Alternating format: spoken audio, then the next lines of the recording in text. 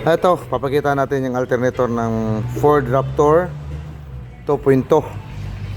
So, kung naghahanap ka ng ganitong klase ng alternator, ito ang kanyang alternator. May dalawang butas sa ayan, ilalim, sa itaas merong isa ganyan. So, ang kanyang socket naman is ganon. Ayan. 2 pin lang ito. May lock ito sa itaas. Ayan. Dito naman sa kanyang likuran ganyan. So, brand new ito. Ayan. At makikita naman dito ito. Ganyan natin yung kanyang alternator clutch pulley. So, bibilangin natin. 1, 2, 3, 4, 5, 6, 7. 1, 2, 3, 4, 5, 6, 7. Yan. So, ganyan natin ulit. Yan, paharap natin.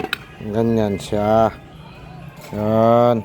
At dito naman sa kanyang distance, dahil sinadya ko talaga ito papakita dahil minsan itong alternator clutch pulley natatanggal. Ayaw, pakakatulong itong ginawa natin ngayon. Ito ay sharing knowledge, baka mawala or ito ay natanggal ang kanyang alternator clutch pulley. Meron tayong reference.